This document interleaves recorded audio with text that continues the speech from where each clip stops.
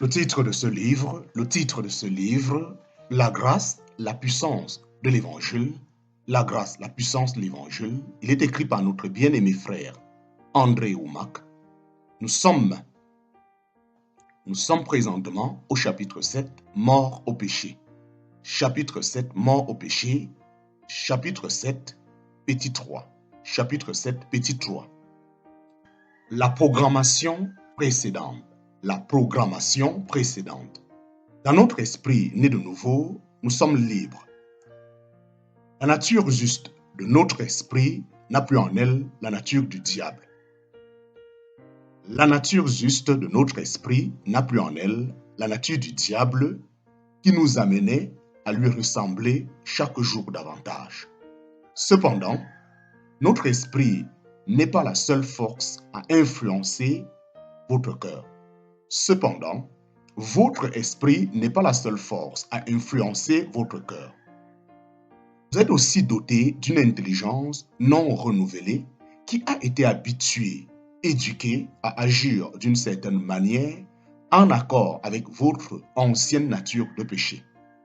Avant votre nouvelle naissance, votre ancienne nature spirituelle, encouragée par le système de ce monde, vous a appris à penser égoïstement, à agir sous l'impulsion de la colère, de l'amertume, de la peur, de l'incrédulité et de bien d'autres tendances charnelles. Vous continuerez à vivre de la sorte tant que vous n'auriez pas renouvelé votre façon de penser. Votre intelligence naturelle est comme un ordinateur. Elle ne peut faire que ce qu'elle a été programmée à faire. Or, votre union avec le Christ vous a libéré du péché. Le vieil homme a été mis à mort. La nature pécheresse qui vous poussait à vivre dans le péché n'est plus. Cependant, si vous ne vous reprogrammez pas en renouvelant votre intelligence, vous continuerez à vivre dans le péché. C'est pourquoi de nombreux chrétiens semblent être encore attirés par le péché. Par simple observation, je remarque que peu de gens constatent une réelle différence dans l'attirance qu'ils éprouvent pour le péché avant ou après leur nouvelle naissance. Même s'il semble que nous ayons gardé un certain penchant pour le péché, ce passage indique que ce n'est plus notre ancienne moi, notre ancienne nature pécheresse qui nous incite à commettre le mal, mais c'est notre façon de penser qui n'a pas changé. C'est elle qui conditionnait le vieil homme et, par conséquent, notre comportement antérieur. Une fois que l'on a pris conscience que le vieil homme a été crucifié et qu'il est mort, alors le corps du péché, c'est-à-dire ce qui reste de l'ancienne programmation qui orientait notre intelligence non renouvelée, peut être détruit pour que nous ne servions plus le péché, Connaître cette vérité permet de briser la domination du péché sur notre vie. Connaître cette vérité permet de briser la domination du péché sur notre vie. Malheureusement, la plupart des chrétiens vivent avec l'impression pesante et fausse qu'une partie d'eux-mêmes est encore à la solde du diable et qu'ils n'y peuvent rien. Vous demandez sans doute ce qu'il en est de Romains chapitre 7. Vous demandez sans doute ce qu'il en est de Romains chapitre 7. J'établirai plus loin une comparaison détaillée entre Romains chapitre 7 et Romains chapitre 8. Mais je ne pense pas que l'Écriture enseigne que les croyants nés de nouveau ont encore leur ancienne nature. La première partie de Romains chapitre 6 dit bien que votre vieil homme a été crucifié avec Christ. Vous êtes mort, mais si je suis mort, comment se fait-il que je continue à pécher? Si j'étais réellement mort, est-ce que ça ne devrait pas se passer autrement? Non, à moins que vous ne renouveliez votre façon de penser.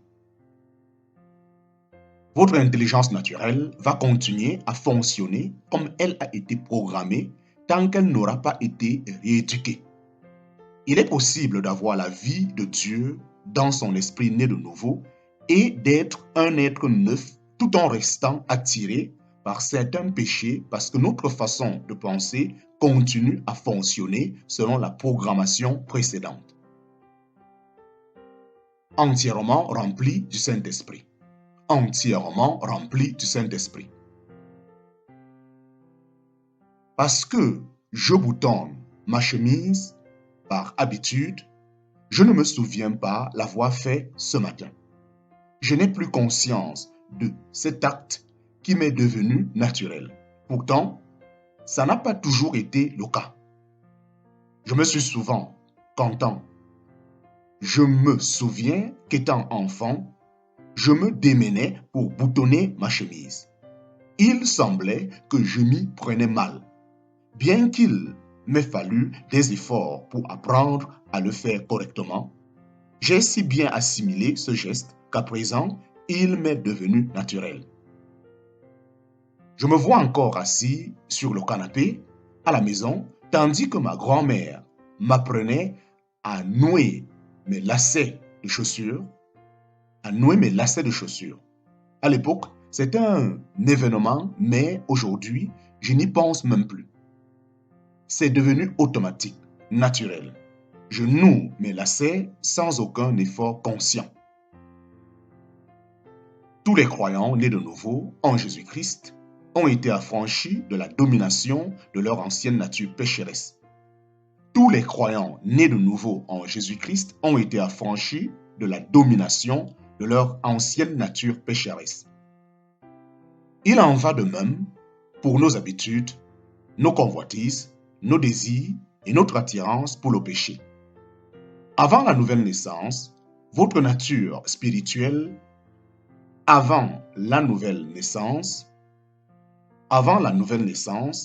votre nature spirituelle nous disposait. Avant la nouvelle naissance, notre nature spirituelle nous disposait à pécher.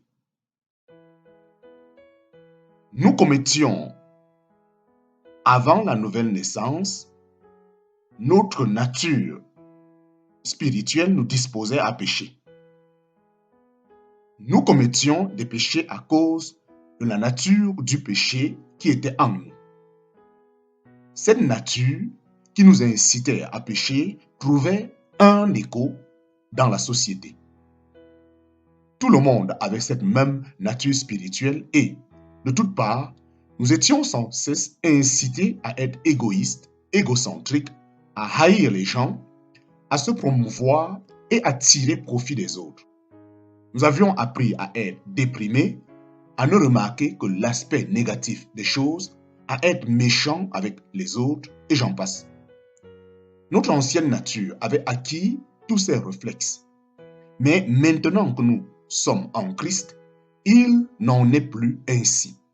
Cette nature-là n'est plus capable de nous entraîner à agir de la sorte. Une intelligence non renouvelée est la seule chose qui puisse nous maintenir sous l'esclavage du péché. Une intelligence non renouvelée est la seule chose qui puisse nous maintenir sous l'esclavage du péché. Nous ne réalisons pas suffisamment la liberté que nous avons en Christ. Nous nous disons qu'après tout, nous ne sommes qu'humains, que nous ne sommes qu'un simple homme ou qu'une simple femme, et nous chantons des cantiques.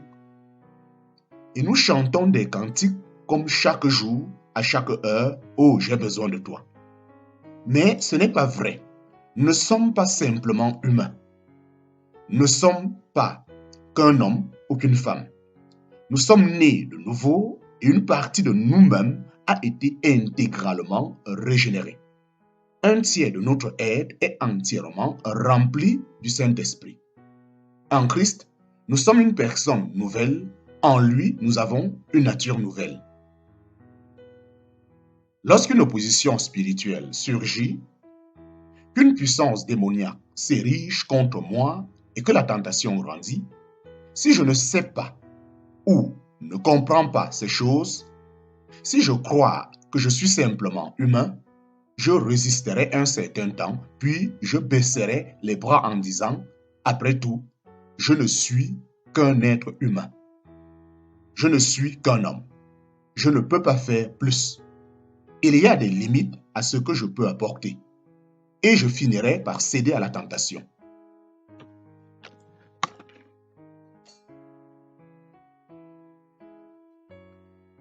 Je dois prendre conscience que je suis une nouvelle personne en Christ, que je possède en moi une nature nouvelle remplie des capacités surnaturelles de Dieu.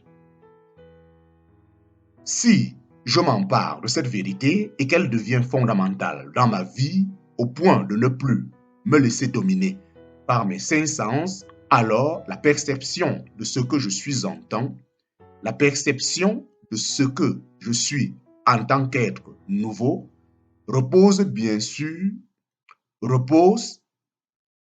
sur la parole de Dieu.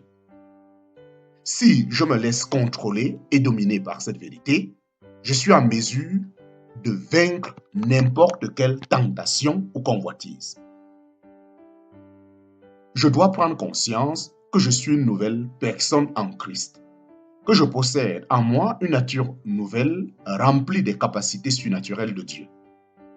Si je m'empare de cette vérité et qu'elle devient fondamentale dans ma vie au point de ne plus me laisser dominer par mes cinq sens, alors la perception de ce que je suis en tant qu'être nouveau repose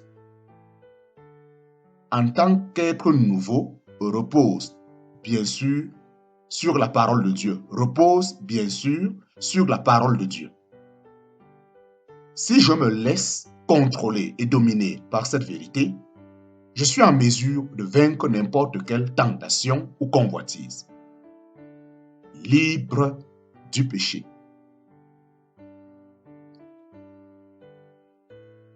Libre du péché. Libre du péché. Dans les années 1800, le président Abraham Lincoln proclama l'émancipation des esclaves en Amérique du Nord. Ils ont été affranchis, mais ils n'étaient pas forcément libres. Des documents révèlent que de nombreux Noirs américains ignoraient cette proclamation. Certains propriétaires s'étaient bien gardés d'informer leurs esclaves qui, à l'époque, n'avaient pas accès aux médias et aux moyens de communication d'aujourd'hui. Il fallut à certains esclaves des années avant d'entendre un jour, au beau milieu des vignes, qu'ils avaient été affranchis. Ils avaient été libérés, pourtant, ils ne vivaient pas en hommes libres car ils ignoraient la vérité sur leurs conditions. Ils auraient pu profiter de la liberté, mais leur qualité de vie dépendait de leur connaissance de la vérité et de leur volonté à la faire appliquer. Ils devaient être prêts à tester la vérité en s'opposant à l'ancien maître et s'en remettre aux autorités légales et à leur capacité à faire appliquer la nouvelle loi. Ils avaient été libérés, pourtant, ils ne vivaient pas en hommes libres car ils ignoraient la vérité sur leurs conditions. Ils auraient pu profiter de la liberté, mais leur qualité de vie dépendait de leur connaissance de la vérité et de leur volonté à la faire appliquer. Ils devaient être prêts à tester la vérité en s'opposant à l'ancien maître et s'en remettre aux autorités légales et à leur capacité à faire appliquer la nouvelle loi. Car celui qui est mort est libre du péché. Romains chapitre 6, verset 7. Car celui qui est mort est libre du péché. Romains chapitre 6, verset 7.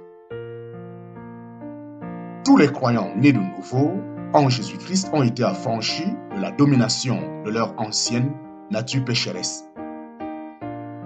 Est-ce pour autant que nous vivons libres?